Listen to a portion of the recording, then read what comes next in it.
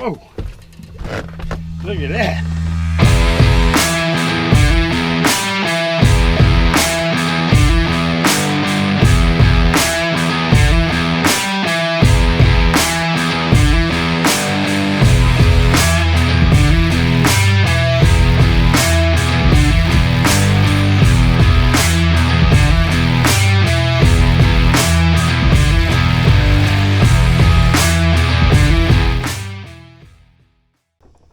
Well, hey everybody, good morning. This is your buddy Donnie Hinkle, and I'm the West Point Lake gar grabber. I hadn't gone gar fishing in a very long time due to various reasons, but I won't get into that.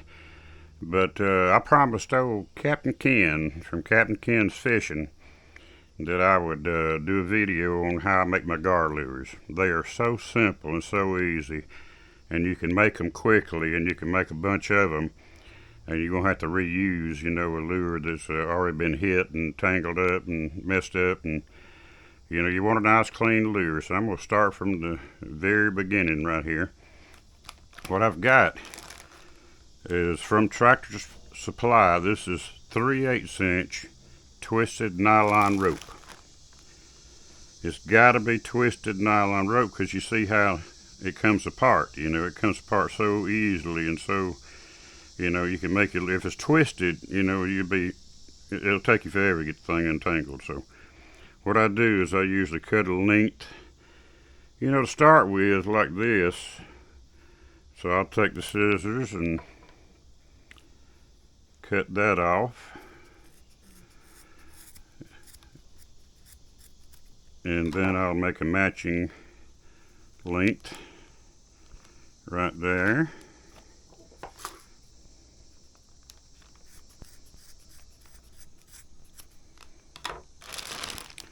So now you got two pieces of rope, 3/8 inch twisted nylon rope from Tractor Supply. Just untwist them.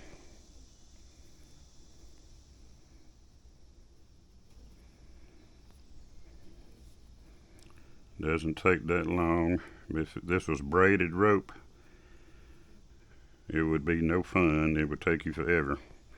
So there's three main strands.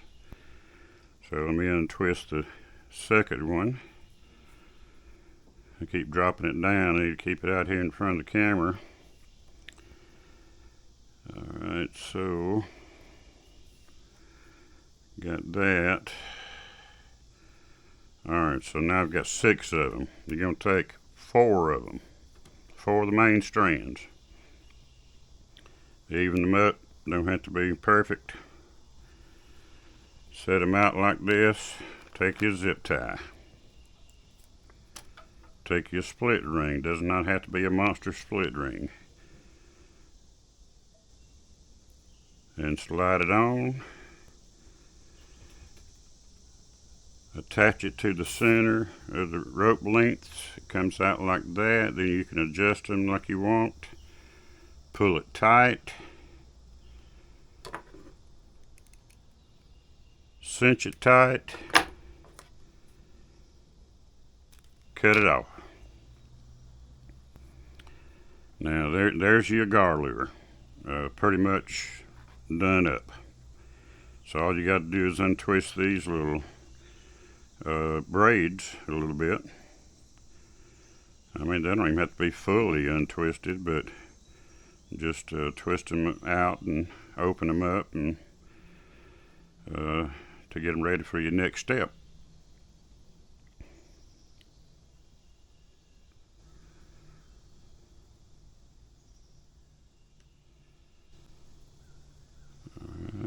Almost done.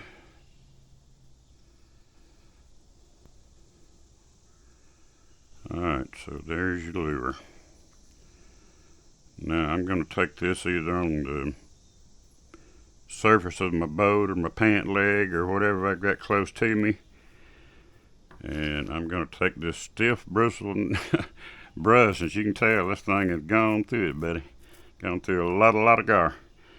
So I'll just take it up here and lay it out and brush it out. Just that simple.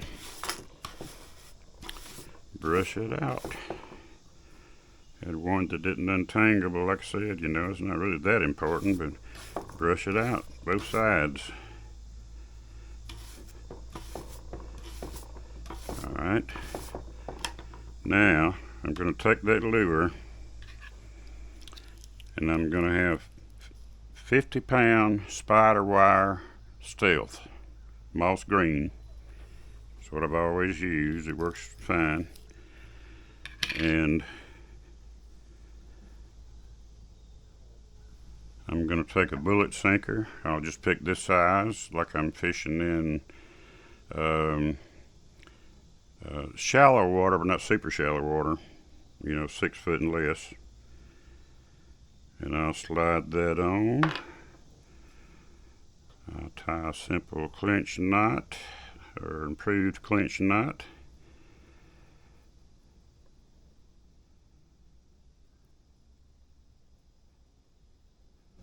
About 5 or 6 wraps will do it. Run it through your main loop. Having a hard time seeing that here, and then run it through the loop you just made.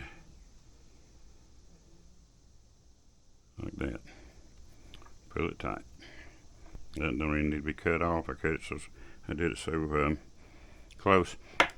Well, there you are. That is a gar lure.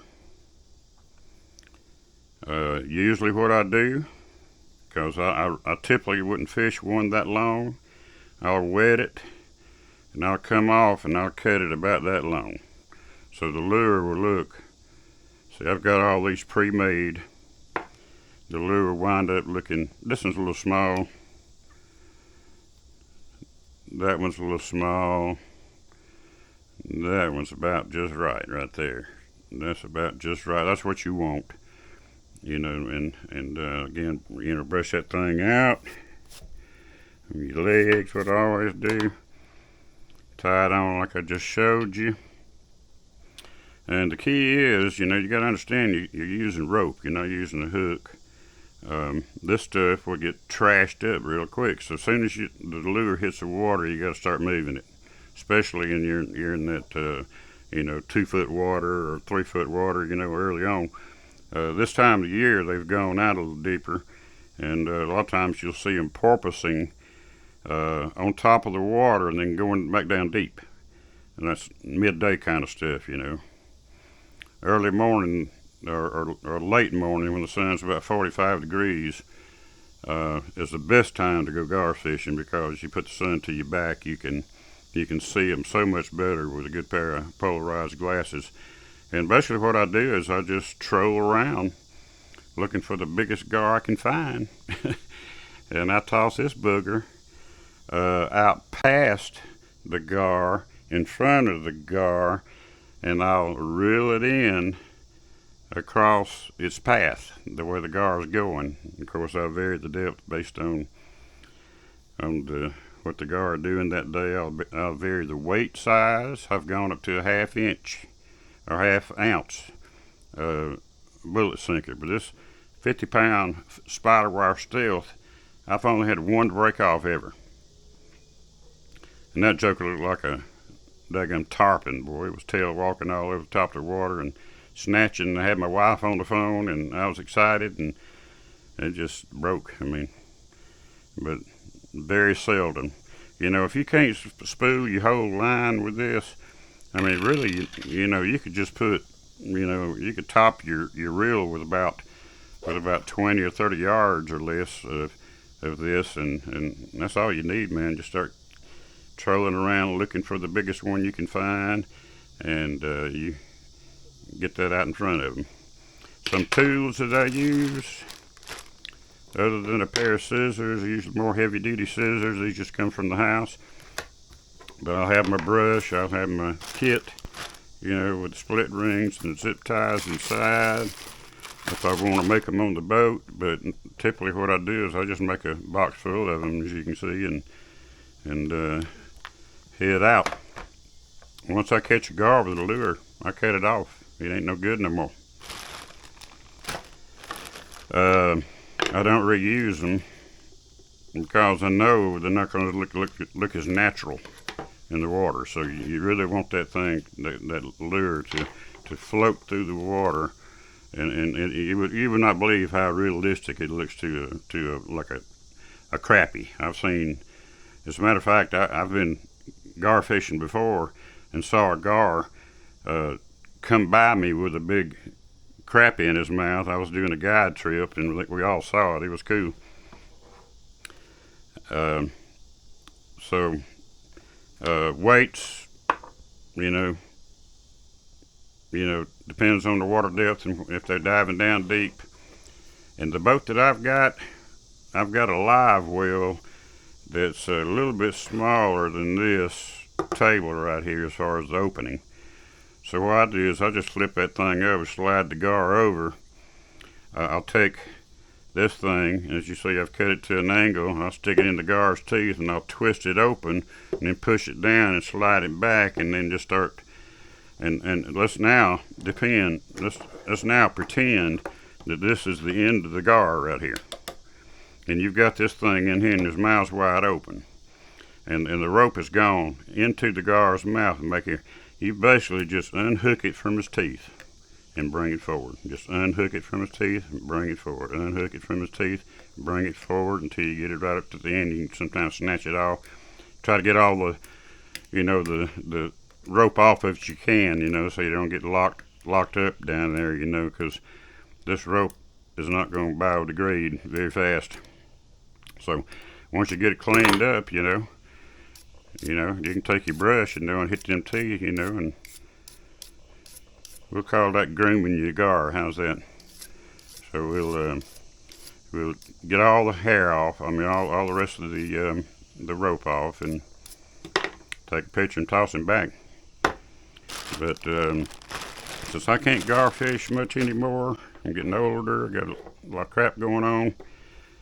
I thought this would be a great time, to go ahead and pass down the knowledge that I've got and show y'all how to do this. If you've got any questions, leave them in the comments section. If you don't have a live well area like I was talking about, I would just make one of these to pry the mouth open and try to get you a piece of dial wood or something, that you can stick in there and keep the gar's mouth open, because this is going to slide right out, That's the reason I put this in there, so it'd hang it on his jaw, while I'm picking out the lure. So, there's different ways to do that, but I've caught and let go who knows how many gar out of West Point Lake. There are some big ones out there. I have not caught the biggest gar out there. There's some giants. So y'all take this and see what you can do with it, and I wish you success. Until then, out with the gar grabber. Talk at you later.